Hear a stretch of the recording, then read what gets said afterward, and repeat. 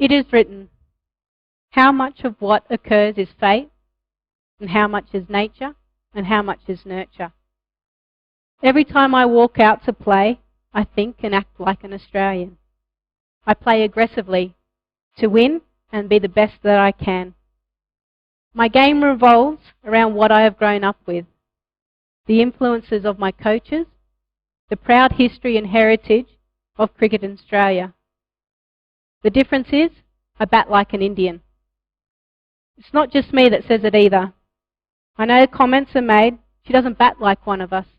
If she did, she'd hit it straighter and more over the top. I can't fight nature.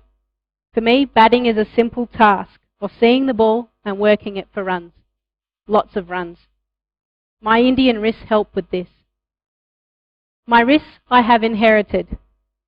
My desire to be as good as I can be, as well as my love of cricket, I get from my father.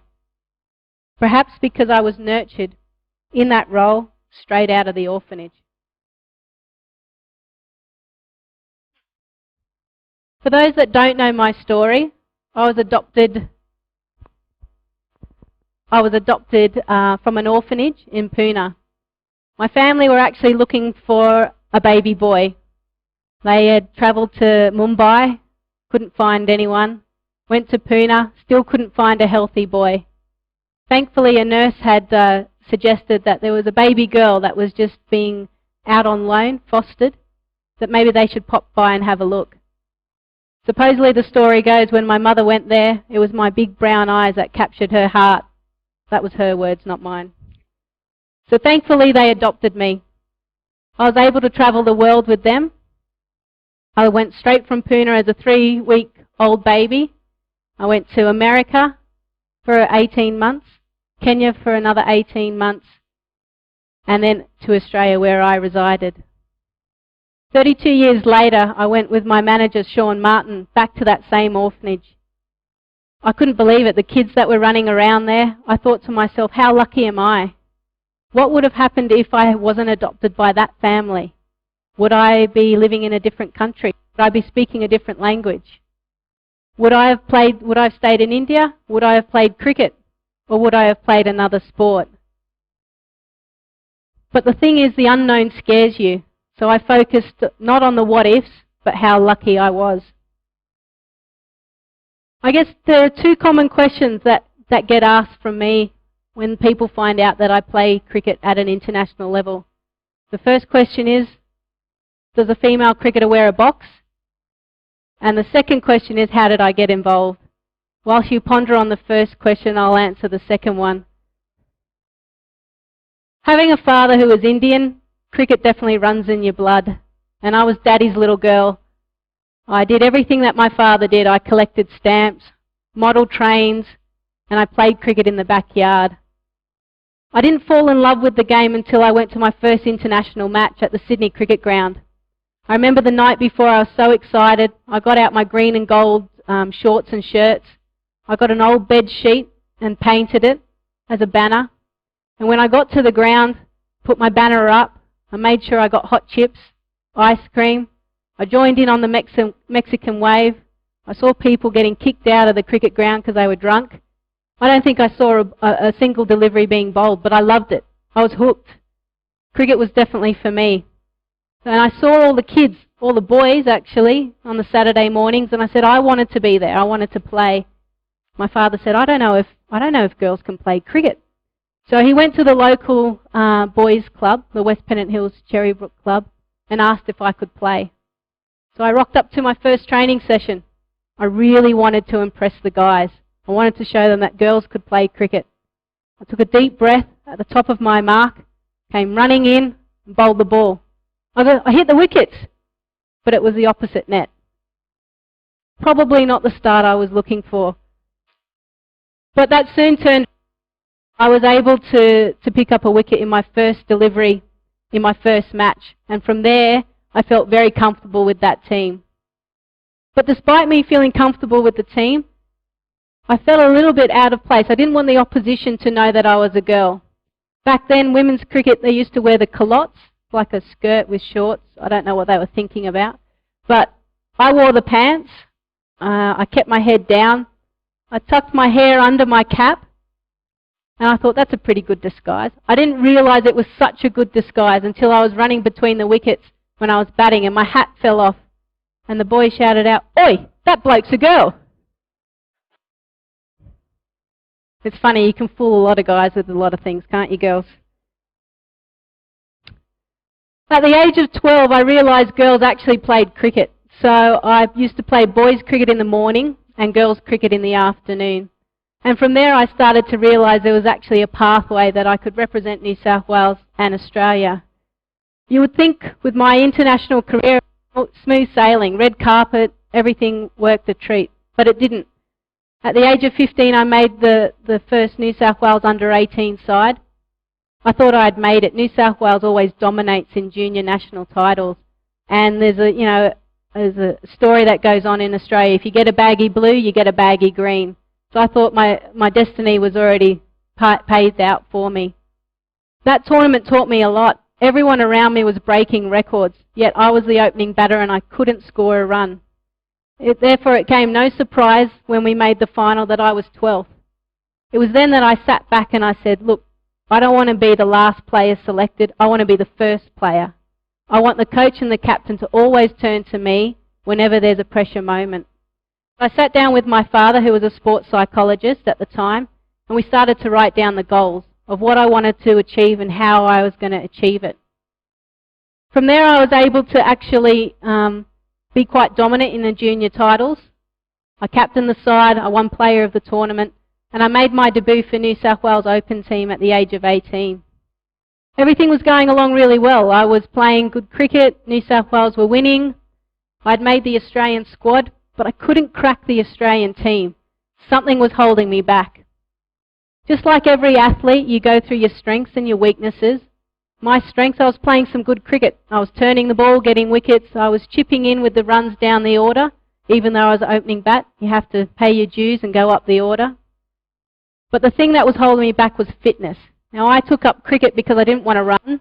I didn't want to swim. I didn't want to train. I just wanted to follow a ball. I don't know why. But I didn't want to do the fitness. But then I thought, if I want to actually play at the highest level, I'm going to have to sacrifice a few things.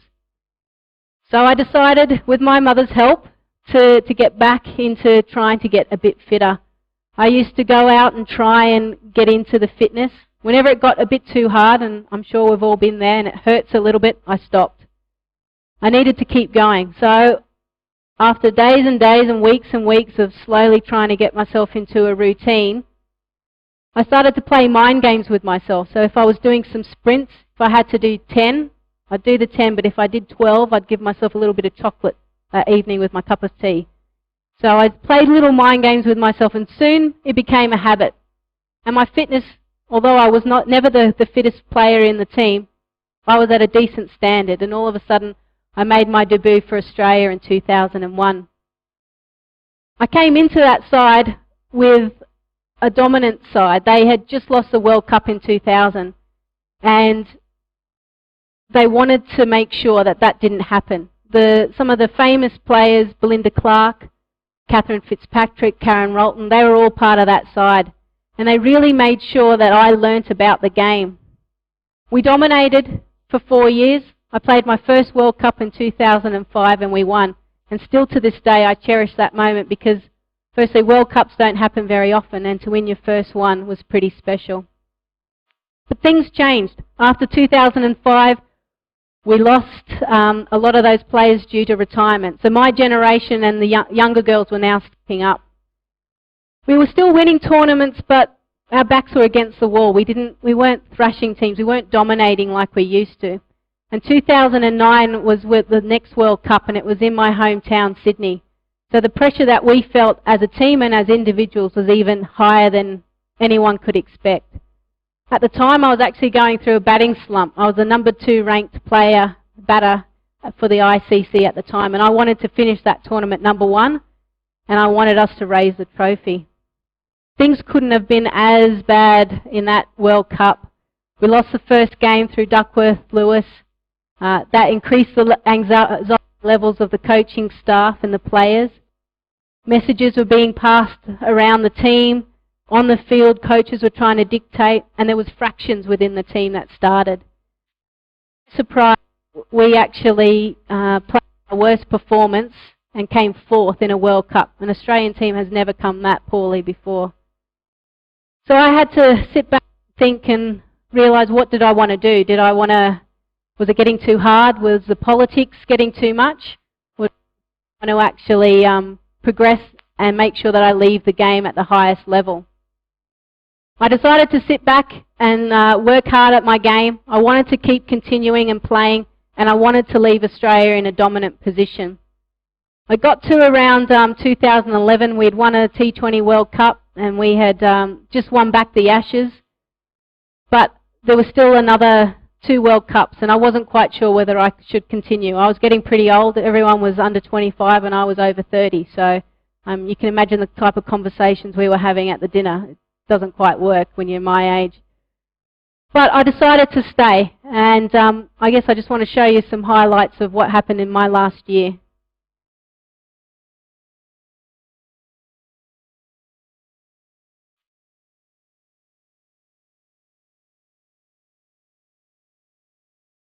Come on guys, it's eating into my time. Now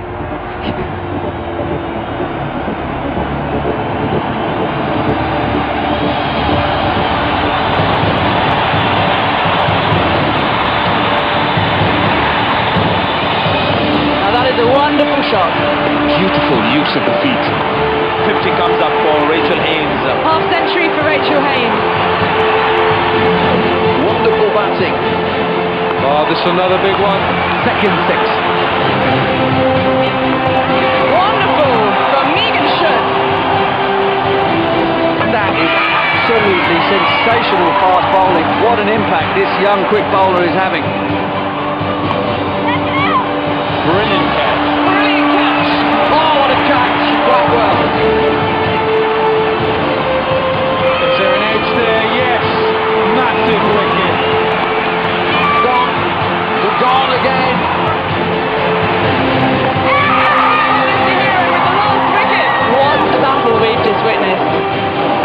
That's it. Australia are in the final of the ICC Women's World Cup. The Australians have clinched victory after picking up 5 wickets and will now go through to the final. It's going to be a cracking final. 2 best teams are in it. You're not going to give this away without a fight, are you? No way, we're Aussies. The pressure doesn't get any higher. The stakes don't get any higher. Confident start here by Lenny. 50 comes up for Cameron. And Elise Perry has struck in her first over in the World Cup final. Oh, it's good delivery. They're getting closer with each of these wickets. It's not going to be a 6, so Australia are the world champions. They've defended their title. Should be gone. It's a marvellous catch. Australia are the 2013 Women's World Cup champions. So proud of this team. I love this jersey and I love playing with the girls. Just such a good feeling. Australia are the 2012 holders of the T20 crown. Jodie Fields, go and collect your Women's World Cup trophy. It's a really lovely feeling to have been able to achieve what we have over the last season also with this group, and it's really a huge pleasure to be part of it.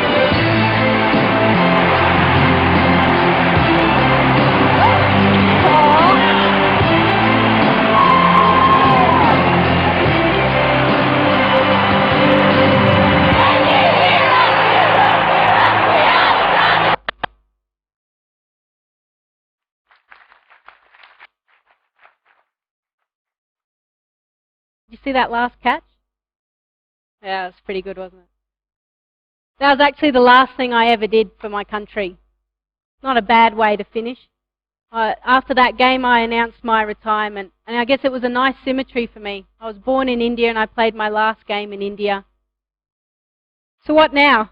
I've given up cricket. Everyone thinks once you give up cricket, that's it. You have your weekends back. You do. But there's so much more that I want to do. Cricket has given me everything. It's given me a chance to see the world, meet some wonderful people, play for my country, and I want to give back. The Australian women's team there had such a successful 6 months, yet a lot of those girls were juggling full-time careers, plus trying to play cricket. I want to help and ensure that women's cricket gets to the recognition that it deserves. That one day we're seeing so many channels with women's cricket, that girls can actually call it their profession. So I guess with my work at Cricket New South Wales, where I'm in charge of the youth programs for the junior girls, also being part of the Australian Cricketers Association on the executive committee, and also with the new business that I've formed with Sean Martin, WICL, I hope to really keep educating people about women's cricket, showing them highlights packages so that they understand how amazing those girls are and what they've had to do to get there. It's not like the men's team. It's not like male players. They don't get paid a lot of money. They have to juggle their career, juggle everything in order to still play some good cricket. And I hope that I've educated you slightly on, my road to where I am now.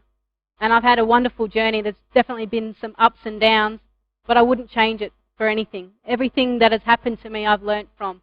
And I know you'll do the same in your career. Thank you.